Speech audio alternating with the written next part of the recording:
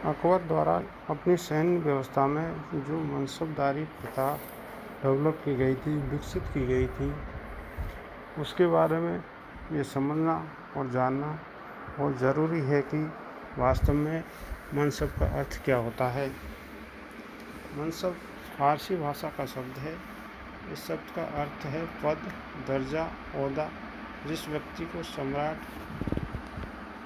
मनसब देता था उस व्यक्ति को मनसबदार कहा जाता था। अकबर ने अपने प्रत्येक सैनिक और असैनिक अधिकारी को कोई न कोई मनसब अवश्य दिया।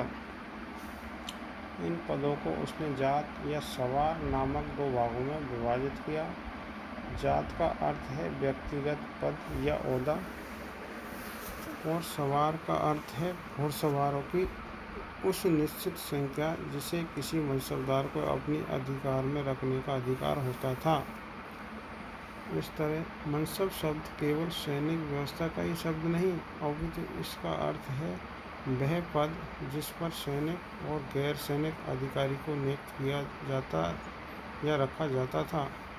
दूसरे शब्दों में हम कह सकते हैं कि मनसब पद, प्रतिष्ठा अथवा अधिकार प्राप्त करने की स्थिति थी। इससे व्यक्ति का ओहदा निर्धारित होता था। इसके सही अर्थ को समझने के लिए इसकी विशेषताओं की जानकारी प्राप्त करना अति आवश्यक होगा। मनसबदारी व्यवस्था की क्या विशेषताएं थी, क्या उसकी विशिष्टताएं थी, ऐसे कौन कौन से गुण थे जिनके आधार पर अकबर ने सैन्य व्यवस्था में इस नवीन व्यवस्था को विकसित किया, डेवलप किया और अपनाया था। मनसबदारों का श्रेणियों में विभाजन। अकबर ने जात और सवार मनसबदारों को 3 श्रेणियों में विभाजित किया था। पहला है जिस व्यक्ति को जितना अधिक ऊंचा